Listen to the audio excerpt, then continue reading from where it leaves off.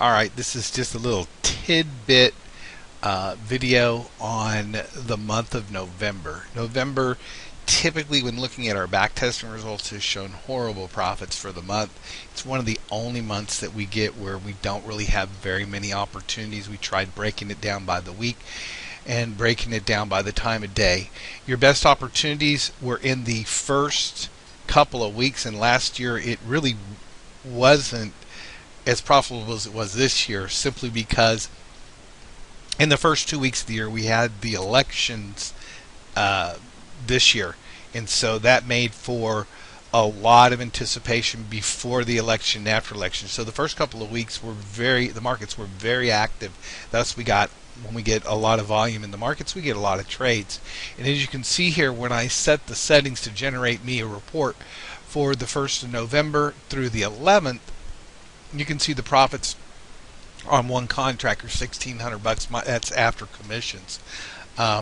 Really not bad. That's really good. And we just had a lot of good days around the election day that put us up there. Remember, this is net after commissions. But what's more important is something that we're tracking that's really important in looking at is the graphs chart and looking at your cumulative profits.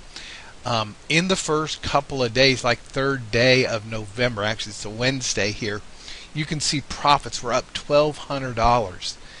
And you're in the middle of the week. And I was calling this, I believe, in the room and saying this is a good day to just take profits for the rest of the week. And had you done so, you wouldn't have gone flat here and given them back 300 or 400, a little bit of drawdown, but that's okay. And if you would have picked back up on the next week, look what happens. Boom, straight back up until the 10th, almost the 11th.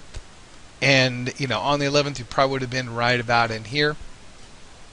So it would have been even a more profitable day had you taken profits earlier in the week on the first week when we called it, and then just trade it straight through the next week, which is the election week. You could have made potentially a few $100s more. And so we're really studying this cumulative profit line, but still, even without following the cumulative profit line, when we look at the summary, still $1,600 net. That's after commissions. It's not bad trading one contract in a period of the first 2 weeks of the trade. So that's like $800 a week.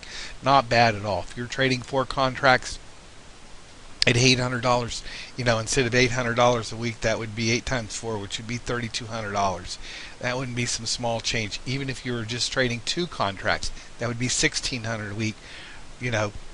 16 times 2 is 32, $3,200 net after your commissions. So, can't say that we didn't see it coming in November. And if you trade it in the last 2 weeks in November, it definitely was not profitable, and we saw that coming. We knew it, and I didn't touch it at all.